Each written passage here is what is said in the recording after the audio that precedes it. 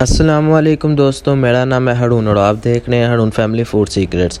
दोस्तों, आज बहुत ही मज़े की चटनी बनाने जा रहे हैं टमाटर की।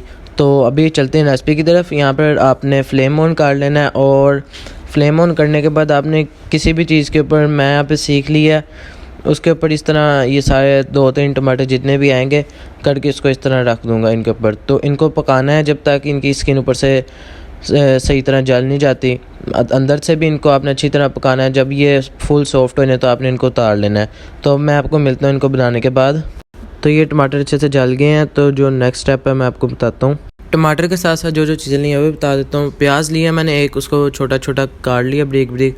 ये नमक लिया और लाल मिर्च लिया 1 टीस्पून। ये मैंने पुदीना और धनिया और हरी मिर्चें ब्रीक ब्रीक काट ली हैं और इसको भी आपने काट लेना है, ब्रीक ब्रीक को साफ़ करके रख देना है यहाँ पर। और मैंने ये लिया भुना हुआ ज़ीरा, ये आपने सिर्फ थोड़ा सा इस्तेमाल करना है, मैं आपको बता दूंगा। तो चलते हैं अगले स्टेप की तरफ। यहाँ पर मैंने टमाटरों को अच्छी तरह इससे मैश कर लेना है। तो मैश करने के बाद मैं आपसे मिलता हूँ। देखिए मेरा आ चुका है। तो इसको अच्छी तरह चॉप करने के बाद इसमें आपने प्याज ऐड करना है। प्याज ऐड करने के बाद आपने इसमें ये जो मैंने हरी मिर्चें धनिया पुदीना काटा था ये ऐड करना है। ये ऐड करने के बाद ये मिर्चें जो मैंने 1 टीस्पून ली थी दोनों, ये आपने इसमें अच्छे तरीके से ऐड कर लेनी है। फिर उसके बाद 1/2 टीस्पून आपने इसके अंदर ये भुना हुआ ज़ीरा ऐड करना है। तो ये ऐड करने के बाद आपने इसको अच्छी तरह से हिलाना है। 5 से 10 मिनट आप इसको हिलाएंगे।